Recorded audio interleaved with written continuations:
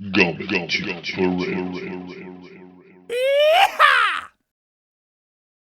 Bonjour à vous les gambétubeurs et les gambétubeuses dans cette quatrième séance de l'étude du graphème GN. Pour cette séance, tu auras besoin de ta fiche de fluence, du texte GN, mais aussi de ton cahier de dictée. J'espère que tu es en forme ce matin. Allez, c'est parti ensemble. Première partie. Fluence, je lis vite et bien. Tu prends ta fiche d'exercice de fluence et tu choisis le niveau de lecture qui est adapté à tes compétences, soit niveau 1, soit niveau 2, soit niveau 3. Allez, un petit rappel pour tous. Je lis donc le texte en 1 minute. Temps maximum. Si j'ai mis moins de 1 minute, je mets le temps. Ici, j'écris le temps que j'ai mis pour lire le texte. Si j'ai mis plus de 1 minute, j'écris le nombre de mots que j'ai lus. Ok, par exemple, je rappelle qu'on a des repères ici pour savoir le nombre de mots qu'on a lus. Hein, c'est pas la peine de tous les recompter. Si j'arrive au mot pomme, j'ai lu 28 mots. Si j'ai lu jusqu'au mot griotte, j'ai donc lu 28 moins 1, 2, 3, 4. 28 moins 4, ça fait 24 mots. Ok, donc première lecture, deuxième lecture. Je vous laisse travailler, vous n'avez pas besoin de moi pour faire ceci, vous avez besoin de vos parents. Et allez-y, bon courage. Pause sur la vidéo et repartir lorsque vous avez terminé votre lecture.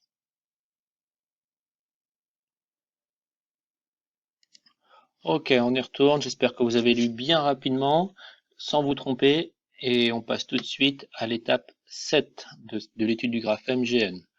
Alors, pour l'étape 7, c'est l'étape de dictée. Tu as donc besoin de ton cahier de dictée que je rappelle que tu prends à la fin. Alors, la dictée du jour. Alors, pour faire cette dictée aujourd'hui, on va d'abord commencer par chercher le nombre de mots de cette phrase.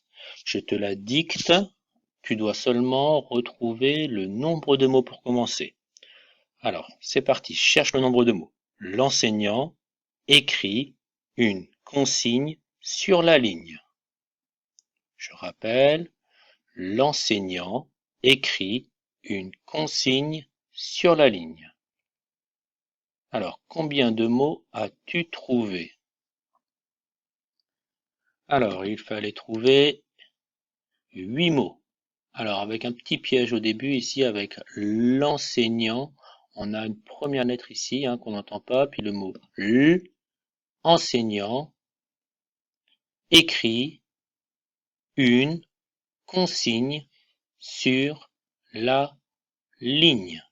Alors, on voit cette dictée ensemble maintenant, je la remets, hop. Voilà, ici, donc on avait L apostrophe, enseignant, écrit une consigne sur la ligne.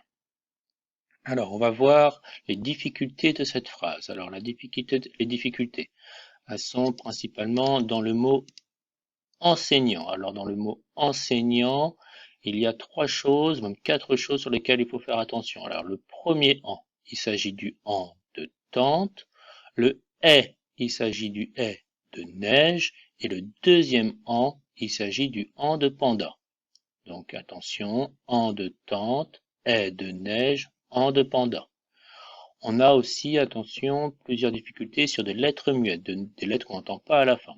Alors, le T à la fin de enseignant, qu'on n'entend pas, mais qu'on peut retrouver en mettant ce mot au féminin. On dit un enseignant pour un homme, et pour une femme, on dit une enseignante. Et on entend le son T qui s'écrit avec la lettre T.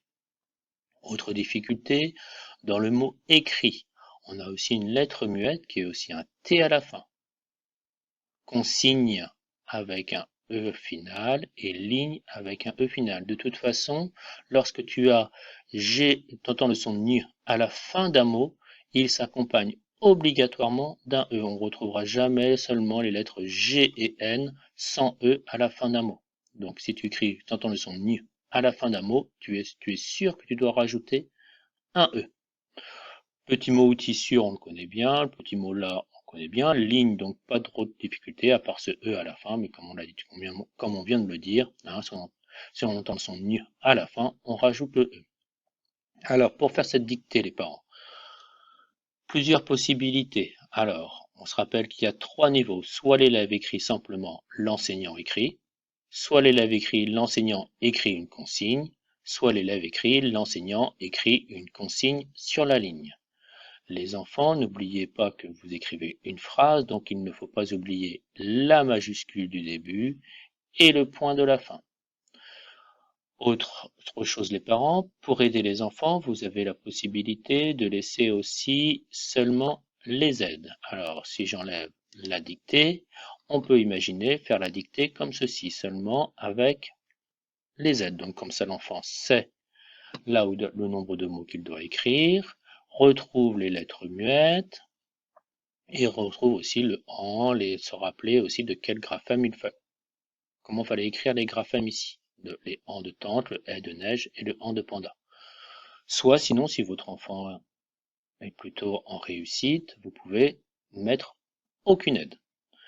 Alors, je vous laisse re-regarder encore les enfants 1 minute cette dictée.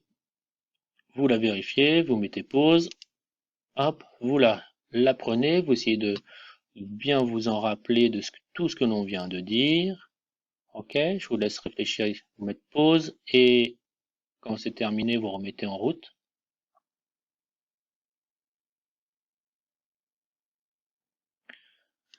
Donc, si on reprend maintenant, donc je vais vous laisser travailler les enfants pour faire cette dictée avec vos parents.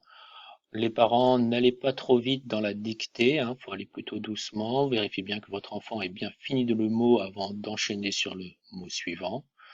Je vous souhaite à tous une bonne dictée et je vous dis à bientôt. Félicitations à tous. Au revoir. Gumby for real.